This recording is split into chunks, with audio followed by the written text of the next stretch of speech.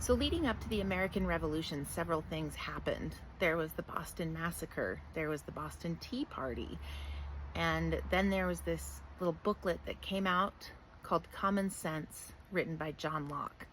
And those things, in combination with a handful of other events, led to the American Revolution, which led to the drafting of the Declaration of Independence by Thomas Jefferson. And then it was declared, our independence as a nation was declared on July 4th, 1776. And in large part because of John Locke and the book that he wrote. And most notably, Locke talked about the idea that people are equal.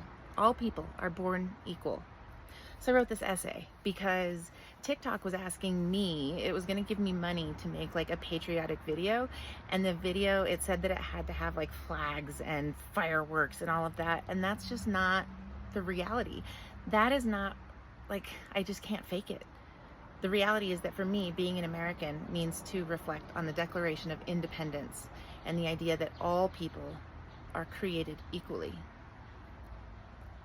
So if you haven't read John Locke's Common Sense, it's a bulky read, but it's short, so definitely give it a try. Otherwise, here you go, John Locke, Reclaiming the Social Contract, a new look at John Locke.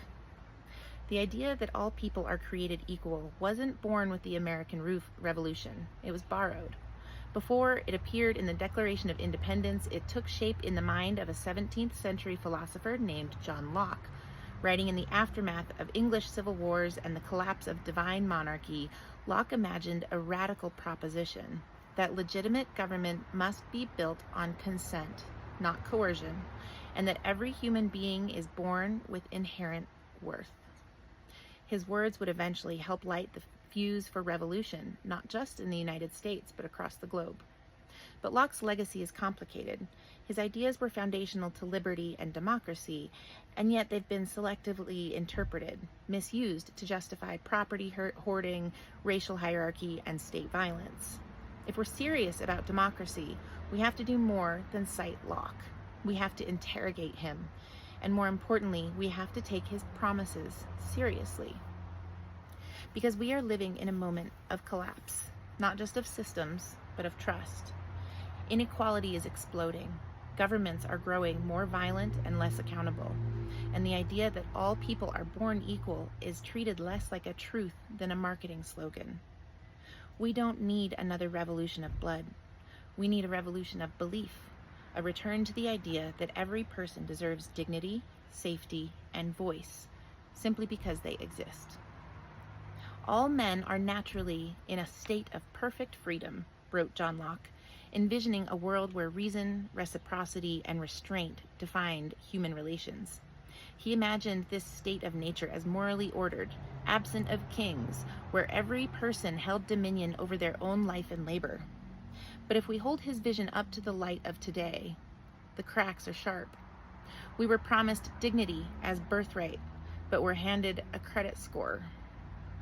We were told government would protect us from harm, but it's the engine of instability and the cause of harm. Locke's ideas are often cited as foundations of democracy, but they've been hollowed out, used to prop up the systems of control he would have warned against. This is not a call for a return to enlightenment. It is a demand to take its promises seriously. Locke grounded his political philosophy in one unshakable belief, that all humans are created equal in worth. From this flowed his concept of natural rights, the idea that no authority, divine or man-made, could override the basic dignity of a person. But today, that dignity is doled out in the direct proportion to someone's net worth.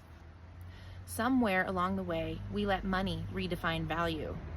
Human worth has become transactional. You earn food, shelter, safety, if you can prove yourself profitable.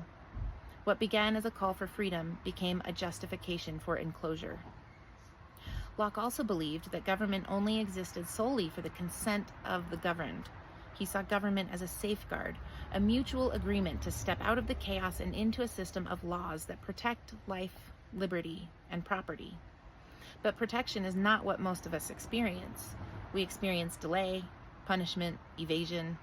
We wait in lines for assistance that at this point won't come. We call for help and get handcuffs. We ask for protection and receive surveillance. Our labor is extracted, our voices filtered through algorithms, our homes subject to eviction notices typed by people who've never missed a meal. There is no consent in chaos, no safety in uncertainty. If government's role is to secure us, and it instead destabilizes us, it is not governing, it is inflicting. Locke's theory of property, so often misused as the bedrock of capitalist accumulation, was meant to tether ownership to labor. What you mix your labor with, you could claim. But we live in a world where labor means little. Ownership is inherited, hoarded, leveraged. Those who work the hardest are paid the least. Those who own the most often produce nothing. The land, the water, the sky, all claimed by someone, sold to someone else, fenced off from everyone. The commons have been carved into commodities.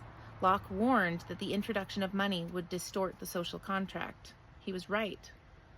But the distortion is not economic. It's also spiritual. We've mistaken possession for purpose. We've let what can be bought replace what cannot be measured. To revise Locke's vision, we don't need to discard it. We need to resurrect its core. Human equality as a given, not a goal. Property must be understood not as a right to hoard, but a duty to steward. Government must become legible and accountable, not in theory, but in how it treats its most vulnerable. We must uncouple money from moral worth. That doesn't mean rejecting money altogether. It means recognizing it for what it is, a tool. A tool can build a house or a cage, depending on whose hands hold it and to what end. If the social contract has any hope of meaning something again, it must start here. All humans are equally worthy of food, shelter, care, and safety. No exceptions.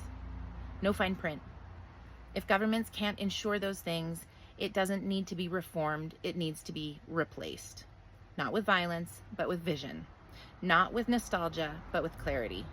A new social contract must be written in plain language of shared survival. Locke's work was never finished. He offered a framework, not a final word.